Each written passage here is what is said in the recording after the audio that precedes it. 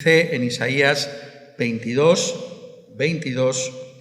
y pondré la llave de la casa de David sobre su hombro, y abrirá y nadie cerrará, cerrará y nadie abrirá.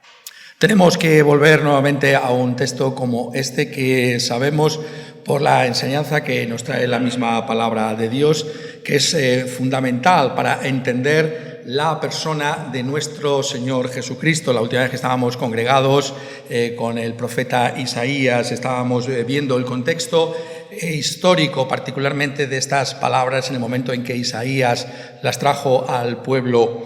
Y en esta ocasión lo que nos corresponde a nosotros es ver con mayor detalle, y esperamos que lo podamos hacer también la semana que viene, puesto que es un tema muy amplio, cómo se entiende un texto como este a la luz de la enseñanza de nuestro propio Señor Jesucristo. Sabéis que estas palabras tienen una relevancia muy especial de entrada porque el mismo Señor Jesucristo toma estas palabras del profeta Isaías y las hace suyas, diciendo que es Él aquel que tiene esas llaves. Dice en Apocalipsis capítulo 3 y versículo 7, escribe al ángel de la iglesia en Filadelfia: esto dice el santo, el verdadero, el que tiene la llave de David, el que abre y ninguno cierra, y cierra y ninguno abre. Por tanto, estas palabras, nos está diciendo el Señor Jesucristo, que fueron dichas por Isaías, encuentran su cumplimiento en nuestro Señor Jesucristo.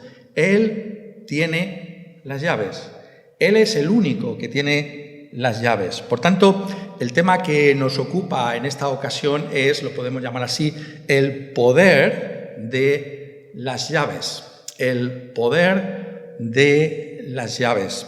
Es una cuestión de autoridad. Esto es un tema fundamental en este mundo. ¿Quién tiene autoridad? ¿Quién puede decir que tiene autoridad? Y en la Iglesia, en cuanto al reino de Dios, ¿quién tiene la autoridad? Un texto como este nos dice que es nuestro Señor Jesucristo el que tiene la autoridad. Sabemos que esta referencia aquí, en su contexto histórico, tiene que ver con un puesto fundamental. Entonces y ahora sabemos en política que es el ministro de Hacienda, es decir, aquel que administra realmente las riquezas. Y literalmente entonces, en aquellos días, pues llevaba una llave con la que abría los tesoros del reino, y tenía esa autoridad para abrir ese cofre, abrir esos tesoros para los pagos que se tuvieran que realizar o para recibir nuevos ingresos. Y por tanto es una figura que ha quedado en ese sentido mostrándonos que hay una autoridad.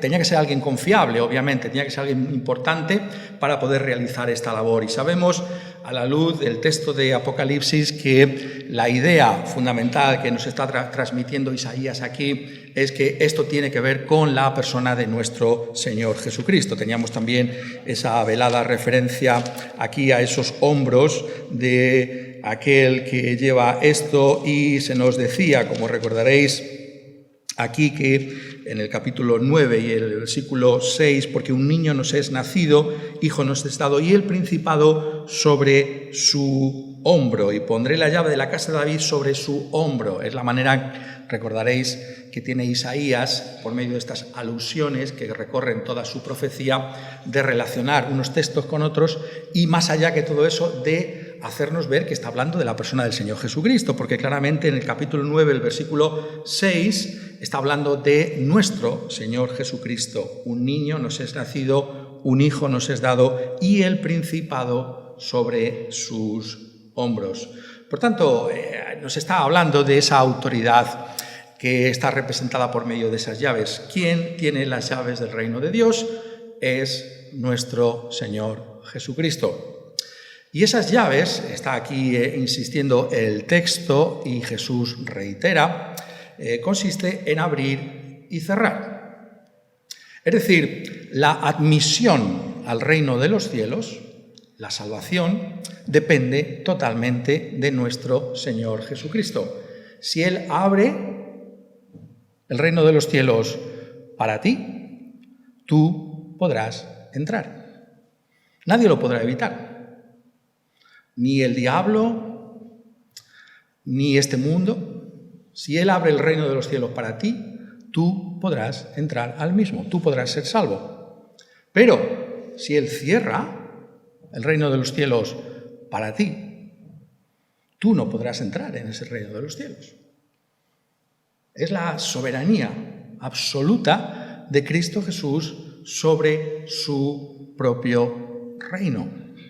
Estamos en las manos de Cristo Jesús. Dependemos totalmente de Él.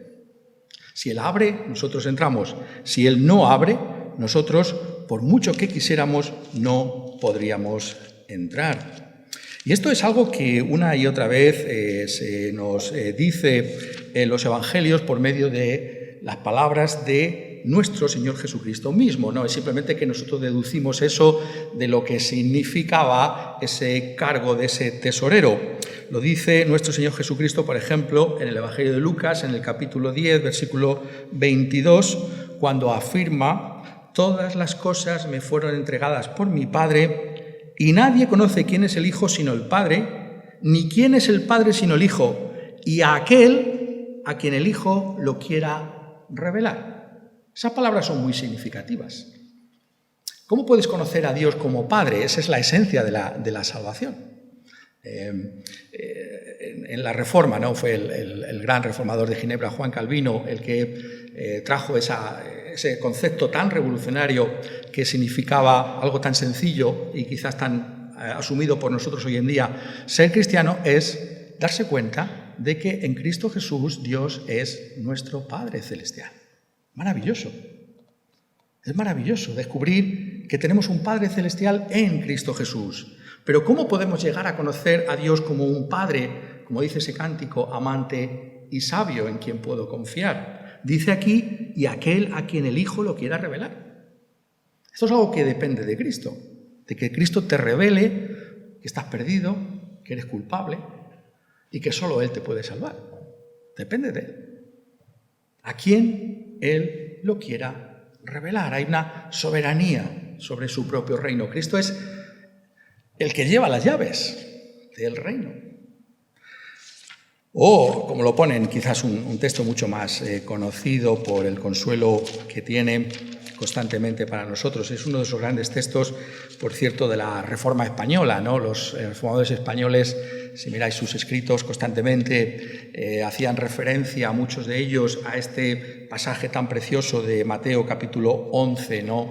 Era un pasaje que tenía una larga historia de exégesis, de estudio del mismo, por parte de la Reforma española y por parte de muchos españoles, ¿no? Es el pasaje de Mateo cuando Jesús, recordáis que dijo: llevad mi yugo sobre vosotros y aprended de mí, que soy manso y humilde de corazón, y hallaréis descanso para vuestras almas, porque mi yugo es fácil y ligera mi carga. Venid a mí todos los que estéis trabajados y cargados, y yo os haré descansar. Eso es una invitación maravillosa que hace Cristo Jesús a todos, especialmente a aquellos que se sienten cargados, que se sienten agobiados, que están bajo el peso de sus propias culpas, bajo la realidad de su propia debilidad y fragilidad. Pueden acudir a Cristo Jesús. Esa invitación es maravillosa. Pero tenemos que notar el prefacio, tenemos que notar el prólogo de esas palabras que está en el versículo anterior. Dice Jesús: todas las cosas me fueron entregadas por mi Padre, y nadie conoce al Hijo sino el Padre. Ni el Padre conoce a alguno sino el Hijo, y aquel a quien el Hijo lo quiera revelar. Nuevamente, esa nota de autoridad. El Hijo elige, el Hijo escoge revelarse a quien Él quiera. No es algo que esté en nosotros. Ese es realmente lo que nos está trayendo el Evangelio. ¿Te das tú cuenta de que estás en las manos de Cristo Jesús?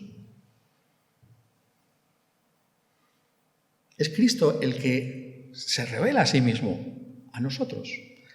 Depende de Él, no depende de nosotros. Él tiene las llaves. ¿Eres consciente de lo que esto significa? Que tenemos que decir: Señor, estoy en tus manos para que tú me salves. Si no soy salvo, dependo totalmente de ti. Dependo de que tú me salves. No es una cuestión mía, es una cuestión tuya. Somos conscientes de esa dependencia de Él. Pero Es obvio, ¿no? En segundo lugar, que cuando nuestro Señor Jesucristo habla de esta manera, haciendo suyas estas palabras de Isaías, no solamente está hablándonos de la realidad de que Él es el soberano que tiene las llaves, abre y cierra conforme a su propia voluntad, sino que en lo que está trayendo en sí mismo, en lo que significa abrir o cerrar, está mostrándonos las condiciones para entrar al reino de los cielos. Porque claro, el tesorero no abría de una manera caprichosa, ¿no? O cerraba de una manera caprichosa. Hay una realidad de que se hacen las cosas por un porqué. Y entonces nuestro Señor Jesucristo nos está mostrando aquí cómo es esa manera en la que nosotros somos aceptados por Él mismo. La manera en que venimos a ese reino de los cielos. Y esto es esa otra aplicación que tenemos en el Nuevo Testamento de este pasaje que os estoy diciendo que es por eso tan crucial. Porque nuestro Señor Jesucristo, antes que en la revelación que le hace a Juan en Apocalipsis, que sabéis que es el último libro de la Biblia, la última revelación de Cristo fue al apóstol Juan, lo que llamamos el libro de Apocalipsis, hay otra revelación que hace también a todos sus discípulos y que la hemos estado leyendo hace unos momentos en el capítulo 16 de Mateo. Es lo que se conoce como esa confesión de la identidad de nuestro Señor Jesucristo. Recordáis, en esa región de Cesarea de Filipos, es un sitio fantástico, ¿no? Realmente yo he visto pocos sitios, ¿no? Como Cesarea de Filipo, la región de Cesarea de Filipo, y es allí donde el Señor Jesús pregunta a sus discípulos: ¿quiénes dicen que soy yo, el Hijo del Hombre? Y entonces hay una serie de preguntas, o sea, una serie de respuestas que se traen. Unos dicen que eres Juan el Bautista, que ha revivido, ¿no? Sabéis que había muerto, pues habrá vuelto otra vez de entre los muertos, porque algo nos recuerda a este hombre, este Jesús, en su forma de hablar, algo tiene de Juan el Bautista. Claro, si leéis, recordáis, como decía, ¿no? Empezaba su ministerio con las mismas palabras que Juan, ¿no? Arrepentíos, porque el reino de los cielos se ha acercado. Entonces parece que nos asimila a él, ¿no? Otros dicen que es Elías. Claro, Elías, el más grande de los profetas. Cuando uno oye hablar a Jesús, cuando uno ve el poder de Jesús sobre la naturaleza, sobre la muerte, sobre la vida, la enfermedad, ¿cómo no te va a recordar a Elías? Que hizo caer fuego desde el cielo. Claro, Elías puede ser, quizás. Otros, Jeremías, ¿no? Jeremías porque traía ese lamento sobre el pecado de Jerusalén que le iba a llevar a la cautividad babilónica, o algún otro profeta. ¿Quién puede ser? Y Jesús le dice: ¿y vosotros quién decís que soy yo? Y entonces se nos dice: Simón Pedro dijo: tú eres el Cristo, el Hijo del Dios viviente. Y mira lo que dice Jesús.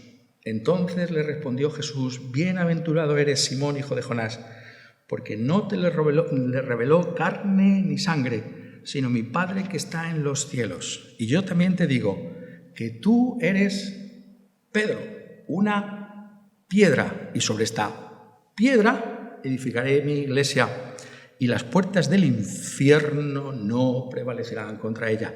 Y a ti, dice, añade, te daré las llaves del reino de los cielos. Y todo lo que atares en la tierra será atado en los cielos, y todo lo que desatares en la tierra será desatado en los cielos. Hay aquí un juego de palabras que resulta aún más chocante cuando uno está en Cesarea de Filipos, porque Pedro es piedra, significa una piedra, y Jesús dice: tú eres una piedra y sobre esta piedra edificaré mi iglesia. Y Cesarea de Filipos, el lugar donde se hace esa revelación, es un lugar que está lleno de piedras. Es pedregoso, hay montañas, no es el desierto de Judá, no es las verdes campiñas de Galilea, no es el mar de Galilea, sino que es mucho más al norte, montañoso. Al otro lado de Cesarea de Filipo, de esas montañas se encuentra Siria, y es un sitio de piedras, ¿no? ¿Qué contexto para hablar así ha escogido Jesús? Pero notad las palabras del versículo 19: y a ti te daré las llaves del reino de los cielos, y todo lo que atares en la tierra será atado en los cielos, y todo lo que desatares en la tierra será desatado en los cielos. ¿Qué vemos aquí en estas palabras? En esta palabra vemos en primer lugar que la determinación de Cristo Jesús es que esa autoridad que es suya se nos comunique por medio de los apóstoles, por medio de lo que llamamos la enseñanza apostólica, por medio de lo que llamamos el fundamento apostólico de la Iglesia. Sabemos que cuando está hablando con Pedro, no está hablando solamente con Pedro, sino que está hablando con todos los discípulos y, en un sentido, como veremos la semana que viene, está hablando con la iglesia local. Eso lo veremos la semana que viene con detalle, porque es un tema, como veis, muy amplio. Está hablando a sus discípulos y está diciendo: mi voluntad es que esa soberanía sea administrada por medio de mis apóstoles. ¿Eso cómo se traduce en la práctica? Se traduce en el sentido de que lo que los apóstoles testifican acerca de Cristo Jesús es lo que es la base de ese poder de las llaves. Es decir, se lo pongo de otra manera. ¿Has pensado alguna vez cómo llegas tú a Cristo Jesús? No llegamos a Cristo Jesús cada uno de nosotros por la idea que yo pueda tener de cómo es Cristo. Eso es lo que piensan muchos, ¿no? Yo creo que Cristo tuvo que ser este, o Cristo fue el primer revolucionario, o Cristo fue lo que sea. No, solamente accedemos a Cristo por el Nuevo Testamento, es decir, por el fundamento apostólico de la Iglesia. Porque ¿qué ha dejado Cristo en su lugar? No ha dejado, como algunos entienden este texto, hombres que son sucesores de Cristo, los papas, el papado, que supuestamente van heredando estas palabras como si le fueran dichas a Pedro independientemente de lo que Pedro diga, sino que lo que nos enseña el Nuevo Testamento es que la razón por la que el Señor Jesucristo dice estas palabras a Pedro es justamente, como estamos leyendo, por lo que Pedro confesó de Cristo Jesús. No simplemente que lo coge a Pedro y dice: tú eres una piedra para mí, sobre esta piedra voy a edificar mi iglesia. No. ¿Cuál es el contexto? ¿Cuál es el prefacio, el prólogo de esas palabras? Pedro viene y confiesa a Cristo Jesús como el Hijo del Dios viviente. Tú eres el Cristo, que significa el Mesías. Y entonces dice: tú eres un confesor mío, eres una piedra. Pero sobre esa piedra, es decir, sobre esa confesión que tú acabas de hacer, yo voy a edificar mi iglesia. Mi iglesia está edificada. Mi iglesia está donde a mí se me confiese como quien realmente soy, el Mesías, el único mediador entre Dios y los hombres, el Hijo del Dios viviente, aquel que ha tomado carne para nuestra salvación. Ahí está la iglesia. Entonces, en tanto en cuanto nosotros confesamos a Cristo Jesús, somos la iglesia y se nos otorgan, se nos dan, sobre la base de ese fundamento apostólico, las llaves del reino de los cielos. Y todo lo que atares en la tierra será atado en los cielos, y todo lo que desatares en la tierra será desatado en los cielos. Y esa confesión, tenemos que darnos cuenta que no es sencillamente decir Cristo es el Mesías, el Hijo del Dios viviente, sino que implica un entendimiento bíblico de lo que nuestro Señor Jesucristo vino a realizar. Por eso leíamos también el versículo 21, cuando Jesús dice: desde entonces, notad bien, desde ese momento, una vez que ha confesado quién es su persona, dice, comenzó Jesús a declarar a sus discípulos que le era necesario ir a Jerusalén y padecer mucho de los ancianos, de los principales sacerdotes y de los escribas, y ser muerto y resucitar al tercer día. El Mesías va a morir, el Mesías va a resucitar entre los muertos, porque nuestra salvación pasa por su muerte en la cruz, por su muerte vicaria, por su muerte a favor de pecadores como nosotros. Solamente ahí está nuestra salvación.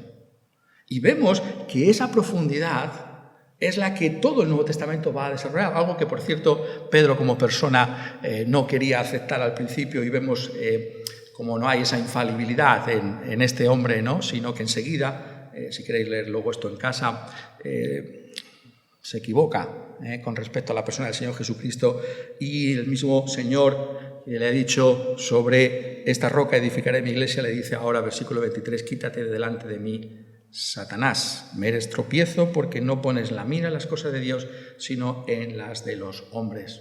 La iglesia no está edificada sobre ninguna figura humana. La iglesia solo está edificada sobre la persona del Señor Jesucristo.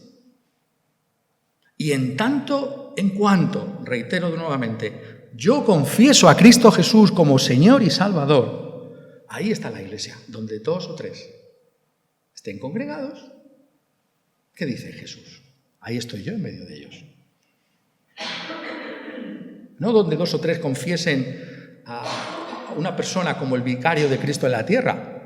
No dice eso. Dice, donde 2 o 3 están congregados en mi nombre, sobre mi roca, sobre esta roca, en mi nombre, allí estoy yo, en medio de ellos. Y por tanto, lo que está señalando aquí es esa realidad de que se nos comunica la autoridad de Cristo Jesús a través del testimonio apostólico. Y esto es tan importante que lo reitera Jesús, y como vemos ahora en este pasaje, vemos que se lo dice a todos los apóstoles, por tanto no está hablando solo de Pedro, como algunos piensan, cuando dice, por ejemplo, en Juan 20 y versículo 22, después de la resurrección de Jesús, les dice, y habiendo dicho esto, sopló y les dijo, recibid el Espíritu Santo. A quienes remitieren los pecados les son remitidos, y a quienes se los retuviereis les son retenidos. Notad, ahí está hablando de todos los apóstoles. Y está hablando en un lenguaje que es similar a este de atar y desatar, de abrir y de cerrar. ¿A qué se está refiriendo Jesús? Por eso tenemos que conocer también la Escritura para poder darnos cuenta. Si miramos en el pasaje paralelo del Evangelio de Lucas, el capítulo 24, dice, nuestro Señor Jesucristo es el equivalente de esto de atar y desatar. Dice, entonces les abrió el entendimiento, Lucas 24, 45, para que comprendiesen las Escrituras, y les dijo, así está escrito, y así fue necesario que el Cristo padeciese y resucitase de los muertos al tercer día, y que se predicase en su nombre el arrepentimiento y el perdón de pecados en todas las naciones, comenzando desde Jerusalén. Y vosotros sois testigos de estas cosas, los apóstoles. Y aquí yo enviaré la promesa de mi Padre sobre vosotros, el Espíritu Santo que vino en Pentecostés. Dijo, recibid el Espíritu Santo, y a quienes les remitiere los pecados les son remitidos, y a quienes se los retuviere les son retenidos. ¿Qué quiere decir esto? Que los apóstoles tienen la misión de anunciar el Evangelio y al hacerlo traer las condiciones por las que somos admitidos en el reino de Dios. ¿Qué es? Y esa es la pregunta práctica que tú tienes que hacerte en esta ocasión. ¿Cuáles son esas condiciones? La primera de ellas es lo que nos decía Stott, ¿no? El gran maestro británico de las Escrituras, ¿no? Uno de los grandes líderes evangélicos del siglo XX, ¿no? Lo primero que trae el Evangelio es una demanda. Es decir, la demanda es que te arrepientas de tus pecados. Si no te arrepientes de tus pecados, entonces no puedes entrar en el reino de los cielos. Tienes que reconocer lo que eres culpable, que eres pecador, que la salvación no está en tus manos, sino en las manos de otro. Tienes que darte cuenta que el pecado no son pecados solamente, sino una naturaleza que está en rebeldía contra Dios. Esa es la condición, una demanda de arrepentimiento. Te has arrepentido de tus pecados, confiesas tus pecados, te das cuenta de la importancia de vivir en arrepentimiento todos los días. Es un tema también que hemos tratado recientemente en el libro de Isaías. Pero en segundo lugar, nos decía también Stott, no hace esa reflexión, existe lo que es la oferta del Evangelio. La demanda del Evangelio es el arrepentimiento. ¿Cuál es la oferta del Evangelio? Cristo ofrece el perdón de todos nuestros pecados. Esa es la gloria también de este Evangelio. Cristo te dice, yo he venido para borrar tus pecados. Yo he borrado todos tus pecados en la cruz. ¿Para qué vino Cristo? Vino a morir a favor de pecadores en la cruz, para borrar todos nuestros pecados. Puede decir, pero mis pecados son muy grandes. Pero la sangre de Cristo tiene poder para limpiarnos de toda nuestra maldad. No importa lo que hayas hecho contra Dios. No importa los malos pensamientos, que te avergüenzan incluso que alguien pudiera conocer esos malos pensamientos que tienes. No importa. En la sangre hay poder para perdonar cualquier pecado. Nadie tiene por qué desesperar por sus pecados, porque la salvación de Cristo es amplia, es generosa, es para los pecadores, para todos nosotros. Por eso no podemos desesperar de nadie. Pues esta persona, nadie está fuera del alcance del perdón de Cristo, porque está en sus manos dar, otorgar ese perdón. ¿Te das tú cuenta del perdón que se ofrece en el Evangelio para tus pecados? Pero en tercer lugar, esa oferta tiene que ser hecha nuestra. ¿Y cómo se hace? Justamente el texto nos está centrando en ¿quién? En Él, en el Señor Jesucristo. Podemos temblar, y en un sentido tendríamos que hacerlo, ¿no?, cuando oímos y a quién el Hijo se lo quiera revelar. Pero notad que inmediatamente después de decir eso, Jesús dice: venid a mí, todos los que estéis trabajados y cargados, y yo os haré descansar. Ese evangelio, esa oferta, tiene que ser recibida de una manera individual, particular, por todos y cada uno de nosotros, por ti. Tienes que recibir a Jesús, decir: Señor, sálvame también a mí, perdóname también a mí. Solo tú puedes. Y tú has dicho que estás dispuesto a perdonar a los pecadores. Perdóname también a mí. Porque yo soy el pecador. Yo soy el que necesito ese tu perdón. Por eso el Evangelio de Juan comienza con esa nota tan maravillosa de lo que es el Evangelio, cuando dice, hablando de nuevamente otro prólogo, el prefacio del Evangelio de Juan, dice: mas a los que le recibieron, a los que creen en su nombre, les dio potestad de ser hechos hijos de Dios, los cuales no son engendrados de sangre ni de voluntad de carne, ni de voluntad de varón, sino de Dios. Ser cristiano es recibir a Cristo. Es decir: Señor, ven a mi vida. Señor, gobierna mi vida. Señor, te recibo como el Señor y el Salvador de mi vida. ¿Has recibido tú a Cristo Jesús como Señor y Salvador? Esa es la gran pregunta. Porque si le recibes, se abre el reino de los cielos para ti. Pero claro, si rechazamos a Cristo, se está cerrando, nos estamos nosotros cerrando el reino de los cielos. Porque Cristo ha dejado muy claro las condiciones de admisión. Nadie podrá decir: no, es que tú cerraste el cielo. No, yo lo abrí para ti. Pero tú rechazaste el Evangelio. Tú no quisiste humillarte delante de mí y reconocer tu pecado. Tú no me recibiste como el Señor de tu vida.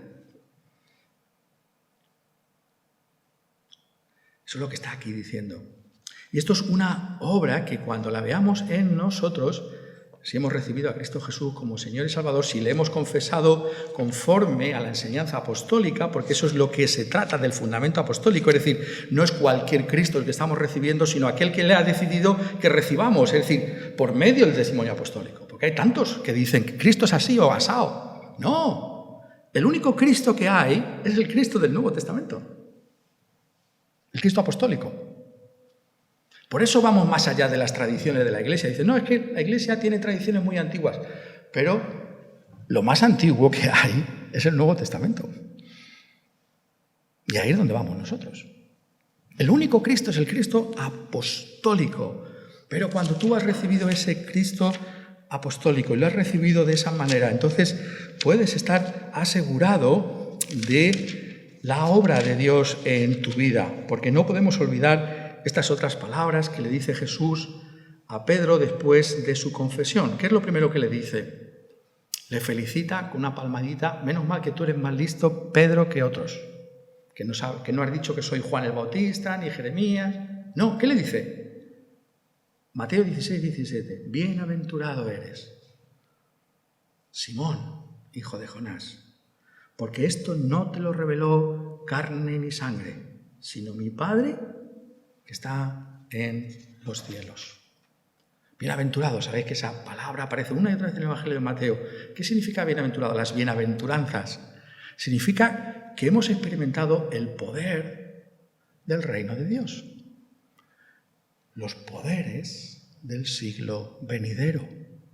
Eso es el Evangelio. Es la irrupción del poder del reino en este mundo. Y nadie puede resistirlo. Nadie puede vencerlo. Eso significa una palabra maravillosa, bienaventurado. ¿Pero por qué eres bienaventurado? ¿Por qué? Porque has experimentado esa bendición de Dios. ¿Cuál es la bendición de Dios en tu vida? ¿Cuál es la bendición que tenemos que buscar por encima de cualquier otra? O porque si la tenemos, dar gracias a Dios. Porque esto no te lo ha revelado carne y sangre, sino mi Padre que está en los cielos.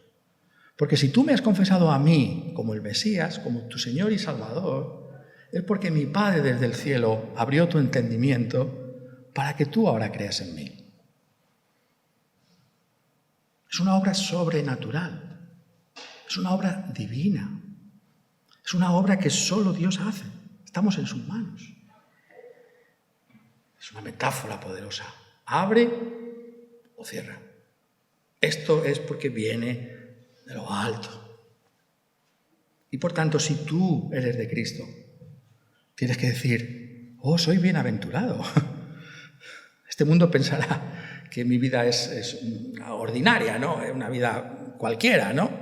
Pero mi vida es una vida que brillará por toda la eternidad.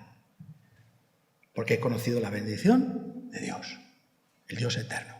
Él me ha conocido a mí y ha querido revelarme a su Hijo. Lo más precioso que hay a los ojos de Dios es su propio Hijo. Y si te ha dado a su Hijo y que has conocido su gloria, eso es lo mejor que te ha pasado en la vida. Podemos pensar, no, pero es que me pasan tantas tragedias en esta vida, pero esta vida es pasajera, esta vida no, es intrascendente en ese sentido. Lo importante es si confiesas a Jesús como tu Señor y Salvador. Tienes un futuro brillante. Como decían los puritanos, tan brillante como son las promesas de Dios. Sí y amén en el Señor Jesucristo. Es algo maravilloso que lo que le pasó a Pedro es lo que nos ha pasado a cada uno de nosotros, que somos cristianos. ¿Por qué tú tienes esa gloria de Cristo en tu vida? Porque Él te lo ha revelado y eso es lo mejor que te ha pasado siempre. A mí por lo menos es lo mejor, según la Escritura. Pero tenemos que decir algo más en esta mañana y concluimos con ello. Y yo también te digo que tú eres Pedro y sobre esta confesión tuya, esta roca, tú eres un confesor, Pedro, vas a serlo, tú vas a acabar de confesarme. Entre todos los apóstoles, el primero que ha salido ha sido la bendición de Dios, ha querido Dios que seas tú, pero tú eres el primero, es una roca. Pues bien, sobre esa confesión que has hecho, yo voy a edificar mi iglesia. Y sabemos que es la confesión de Cristo como Mesías, porque dice y añade, y las puertas del infierno no prevalecerán contra ella. Nuevamente esa nota de autoridad y de soberanía de Cristo Jesús. La Iglesia, por lo menos la Iglesia, debería estar persuadida del poder y de la autoridad de Cristo Jesús sobre cualquier otro poder de este mundo o del mundo venidero. Sobre el poder más engañoso que hay. Sobre el poder más enfadado que existe, que es el del infierno. Sobre ese poder, Cristo prevalece. Las puertas de la máxima oposición posible contra mí no van a prevalecer contra mi iglesia. La nota de seguridad, nuevamente, por la autoridad que descansa en él. Claro, esto es algo tremendo si nos damos cuenta, porque si dependiera de hombres, Como algunos dicen, no, depende de una institución humana. Entonces podríamos echarnos a temblar. Y lo hemos visto a lo largo de la historia de la Iglesia. La ventaja que siempre os digo de conocer la historia de la Iglesia. ¿Cuántos fracasos de instituciones religiosas que se dicen algo y luego no cumplen lo que están diciendo? Pero sí depende de Él. No hay fracaso posible porque Él es soberano. Él es el Rey, el Señor.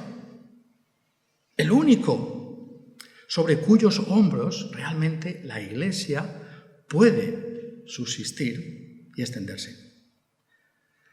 Y es por eso que estábamos leyendo en Apocalipsis 11. Apocalipsis 11 sería como una especie de comentario a estas palabras de Cristo Jesús, porque aquí, y claro, no tenemos ese tiempo para entrar en el detalle exegético de todos los versículos, capítulo 11, pero básicamente aquí la Iglesia aparece representada por medio de dos testigos. Es la Iglesia cristiana. Dos testigos que, si lo leéis con atención, están haciendo referencia, por lo que se dice de ellos, por lo que hacen, a lo que estaba en la mente del apóstol Juan. ¿Qué puede tener un apóstol como Cristo en su mente sino el Antiguo Testamento? ¿Y el Antiguo Testamento cuáles fueron los testigos de Cristo? Bueno, pues curiosamente son los que se aparecieron en el monte de la transfiguración con él. Es decir, el Antiguo Testamento, Moisés y Elías testifican de Cristo Jesús.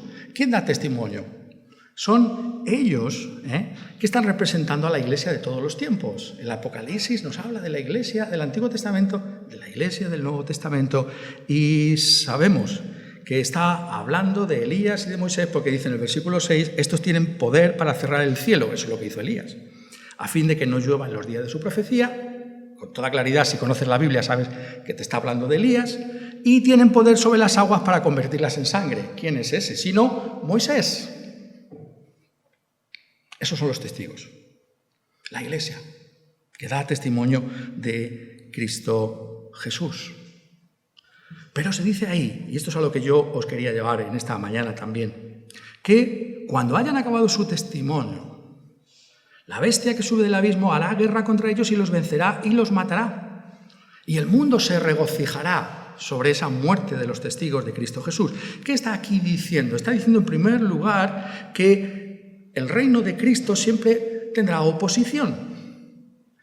No se puede pensar que vamos a predicar a Cristo como Señor y Salvador y los poderes de la oscuridad no se opongan. Se van a oponer y van a luchar contra la Iglesia. No es realista pensar que la Iglesia no va a tener oposición y dificultades de parte de Satanás. La Escritura lo avisa solemnemente. Tenemos que estar preparados para esa realidad. Y tenemos, en segundo lugar, que darnos cuenta que hay triunfos parciales de la oposición satánica contra la Iglesia, porque dice que acabaron con su testimonio, murieron. Cuando vemos la Iglesia, no vemos su debilidad, no vemos su torpeza, no vemos sus defectos, no vemos su ineficacia muchas veces para transmitir el testimonio de Cristo Jesús. Y podemos fustigarnos y decir, es culpa nuestra. Tenemos que analizarnos, claro que sí. Pero aquí se dice que hay algo más. Muchas veces nos fustigamos en exceso. Y decimos, no, es que somos nosotros. No, hay una oposición satánica que hace que la Iglesia encuentre dificultades. Eso es una realidad. Y la Iglesia, vemos en la historia, porque estos pasajes no solamente se están refiriendo, como algunos piensan, a un momento en el futuro en el que esto pasará. No, el Apocalipsis está construido como mostrando todo lo que pasa desde la primera venida de Cristo Jesús y su ascensión hasta que vuelva en su segunda venida. Son ciclos de 7 veces. Lo va repitiendo desde perspectivas distintas, pero es lo mismo. Siempre habrá esta oposición. Pero, ¿qué dice después? Y dice, después de 3 días y medio, entró en ellos, en esos testigos, el Espíritu de vida enviado por Dios y se levantaron sobre sus pies. Y se atemorizaron y se aterrorizaron los que se habían opuesto a la Iglesia. Y se nos dice, el 7º ángel tocó la trompeta. Y he aquí a donde llegamos. Y hubo grandes voces en el cielo que decían: los reinos del mundo han venido a ser de nuestro Señor y de su Cristo, y Él reinará por los siglos de los siglos. Las puertas del infierno no prevalecerán contra la Iglesia de Cristo Jesús. Los reinos, el poder de este mundo, los reinos de este mundo han venido a ser de nuestro Señor y de su Cristo. Y Él reinará sobre todos. La Iglesia tiene un futuro brillante, asegurado por Dios mismo. El único reino que va a prevalecer sobre cualquier otro es el reino de los cielos. Es nuestro Señor Jesucristo mismo. Y si estamos en esa iglesia suya, si hemos entrado en ese reino, entonces su victoria es nuestra victoria. Y celebraremos, como se celebra en Apocalipsis, por aquellos que están en la presencia del Señor, esa su victoria. Celebraremos la realidad de quién es el Señor Jesucristo, porque añade: y se airaron las naciones, y tu ira ha venido, y el tiempo de juzgar a los muertos y de dar el galardón a tus siervos, los profetas, a los santos y a los que temen tu nombre, a los pequeños y a los grandes, y de destruir a los que destruyen la tierra. ¿Estás tú en esa descripción? Es amplia. Profetas, santos, los que temen el nombre de Dios, pequeños y grandes. ¿Quiénes son? Son los miembros de la Iglesia de Cristo Jesús, su pueblo.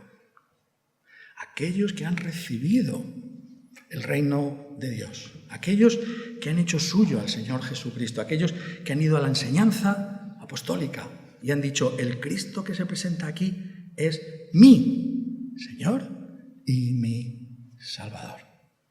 Por tanto, la Iglesia no tiene que vivir con pesimismo y desesperanza, pensando que las derrotas parciales que experimentamos en este mundo es la última palabra o la palabra que nos define. No, tenemos que mirar a la luz de la que se ha prometido sobre su victoria sobre el infierno. Las puertas del infierno no prevalecerán contra la Iglesia.